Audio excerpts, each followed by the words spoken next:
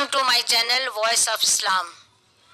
میرے اس چینل کو سبسکرائب کیجئے، نیچے دیے گئے بیل آئیکن بٹن کو دبائیے تاکہ میری نئی ویڈیو کی نوٹیفیکیشن آپ تک جلد سے جلد پہنچ سکے۔ میری اس ویڈیو کو لائک اور شیئر کیجئے۔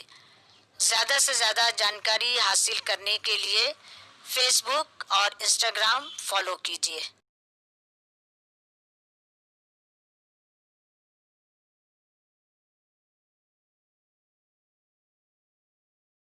السلام علیکم ورحمۃ اللہ وبرکاتہ۔ بسم اللہ الرحمن الرحیم۔ رب اشرح لی صدری ویسر لی امری واحلل عقدۃ من لسانی یفقہوا قولی۔ میرا آج کا عنوان ہے مسلمانوں کے برے حالات کا ذمہ دار کون؟ مسلمانوں کے برے حالات کا ذمہ دار مسلمان خود۔ آج مسلمان پستی کی حالت میں گزر رہے ہیں۔ ایک زمانے میں عروج پر تھے، ٹاپر تھے، لیکن آج ہم لوزر ہو گئے ہیں۔ ہم پستی میں گزرتے جا رہے ہیں، نچلے درجے میں آ گئے ہیں۔ حاکم تھے، غلام بن گئے۔ جہاں ہدایت دیتے تھے وہاں گمراہی بننے والے بن گئے۔ تمام باتوں کے پیچھے کیا وجہ ہو سکتی ہے؟ آئیے ہم غور کریں۔ کچھ لوگ کہتے ہیں ہمارا معاشی حالت، ایڈمنسٹریشن ٹھیک نہیں، سوشل سٹیٹس ٹھیک نہیں، اکنامیکل کمزوری ہے، وغیرہ وغیرہ۔ حقیقت میں یہ نہیں ہے۔ یہ ہو سکتا ہے لیکن یہی وجہ نہیں ہو سکتی۔ نبی کریم صلی اللہ علیہ وسلم کا زمانہ دیکھیے، پیسوں کے اعتبار سے سب سے غریب لوگ، پہننے کے لیے کپڑے تک نہیں تھے۔ سیاسی اعتبار سے بھی غریب، نہ زمین نہ ملک، سماجک اعتبار سے کچھ نہیں تھا کہ لوگ یہ سمجھیں کلچرڈ اور سویلائزڈ لوگ ہیں۔ صحابہ سادی زندگی گزارا کرتے تھے۔ اس کے بعد بھی ہم دیکھتے ہیں دنیا پر حکومت کی۔ یقیناً سیاسی نظام، سماجک نظام، روپے پیسوں کا نظام کچھ حد تک ہو سکتا ہے، لیکن یقیناً یہی وجہ نہیں ہو سکتی۔ ہم سمجھتے ہیں اصل وجہ یہی ہے۔ ہم دن اور رات پتن کی اور بڑھتے جا رہے ہیں۔ ہم دیکھ رہے ہیں کہ ہمیں اللہ نے چنا ہے، مسلمانوں کو امت کے لیے سب سے اونچا عہدہ دیا، انبیاء اور رسول دیے، نبی ہمارے لیے بھیجے گئے، قرآن ہمارے لیے نازل ہوئی، اتاری گئی۔ نبی کریم صلی اللہ علیہ وسلم کی پسندیدہ قوم مسلمانوں کو ترجیح دی۔ نبی کریم صلی اللہ علیہ وسلم ایک دین دے کر اللہ نے بھیجا تاکہ مسلمانوں کو بتاؤ، سمجھاؤ، صحیح راستہ دکھاؤ، ایک اللہ پر یقین کرو۔ دین کے ساتھ گزارنے کے لیے توفیق عطا فرمانے کے لیے اللہ نے نبی کو بھیجا، قرآن ہمارے لیے بھیجا گیا۔ سمجھو، پڑھو، پڑھاؤ، عمل کرو۔ جو اللہ پر یقین کرتا ہے اللہ کی نصرت اس کے ساتھ ہے، اللہ کی طرف سے فتح ہے، دنیا اور آخرت میں کامیابی ہے۔ جس نے اس طرح دین اور کتاب تھاما اس کو اللہ نے کامیابی دی، دنیا میں بھی اور آخرت میں بھی کامیاب ہوں گے۔ اللہ ان سے راضی اور وہ اللہ سے راضی۔ لیکن اس کے بعد بھی ہم دیکھتے ہیں ایک زمانہ گزرا جس عظمت پر اللہ نے مسلمانوں کو عروج پر پہنچایا، آج وہ پتن کی اور گرتے جا رہے ہیں، کیونکہ اللہ کی بات اور رسول کی سنت نہیں تھام رہے ہیں، اس کے مطابق زندگی نہیں ڈھال رہے ہیں۔ جب ہم نے اللہ کو چھوڑ دیا، اللہ نے بھی ہمیں کھائی کی اور ڈھکیل دیا۔ مصیبت، ہار، تنگ دستی مقدر بن گئی۔ ایسا اس لیے ہوا ہم نے اللہ کی کتاب اور رسول کی سیرت کو ترک کر دیا۔ یہ سب سے بڑی وجہ ہے۔ جس عمل کی وجہ سے یہ چھوڑا اس کو گناہ کہتے ہیں۔ ہماری بدعمالیاں ہیں اس پستی کی۔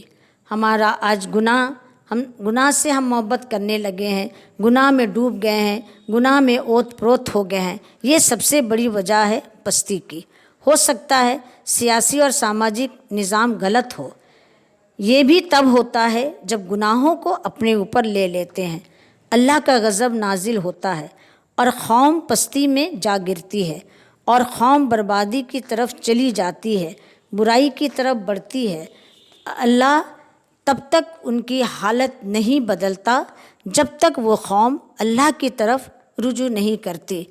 اللہ نے سورہ رعد آیت 11 میں فرمایا، ہر شخص کے لیے کچھ فرشتے ہیں جن کی بدلی ہوتی رہتی ہے، کچھ اس کے آگے اور کچھ اس کے پیچھے، کہ وہ اللہ کے حکم سے اس کی حفاظت کرتے ہیں۔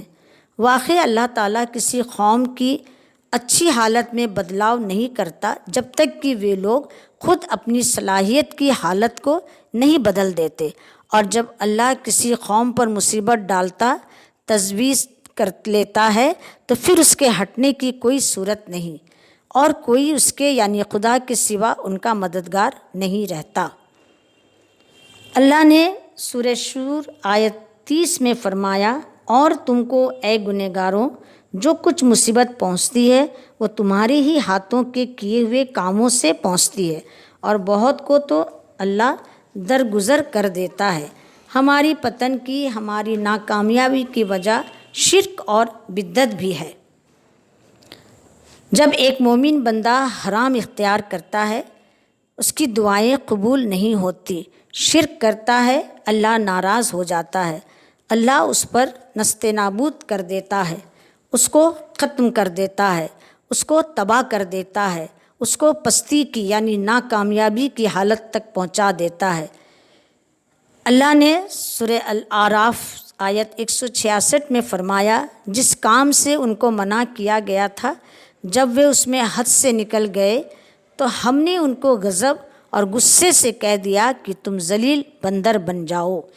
آج ہم دیکھتے ہیں بھائی بھائی کا دشمن، مسلمان کا دشمن دیش دیش پر تباہی مچا رہا ہے، جماعت بندی جماعت کے لیے لڑائی، اختلاف یعنی جلن اور حسد کی بڑھوتری، سیاسی کے نام پر لڑائی، سنتوں کے نام پر لڑائی، ڈیموکریٹک معاملے میں لڑائی۔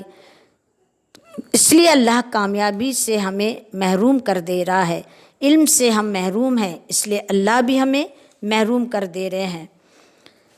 سورہ عنکبوت آیت 40 میں اللہ نے فرمایا، تو ہم نے ہر ایک کو اس کے گناہ کی سزا میں پکڑ لیا، سو ان میں بعضوں پر تو ہم نے تیز ہوا بھیجی اور ان میں بعضوں کو ہولناک آواز نے آ دبایا، اور ان میں بعض کو ہم نے زمین میں دھنس دیا، اور ان میں بعض کو ہم نے پانی میں ڈبو دیا، اور اللہ ایسا نہ تھا کہ ان پر ظلم کرتا، لیکن یہی لوگ شرارتیں کر کے اپنے اوپر ظلم کیا کرتے تھے۔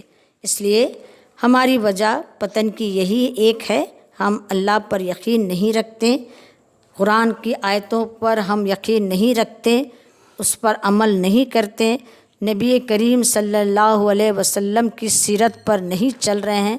ہم اپنا ایک سماج بنائیں، اپنا ایک معاشرہ بنائیں جس میں نہ اللہ اور نہ قرآن کی باتیں، نہ رسول کی سیرت ہے۔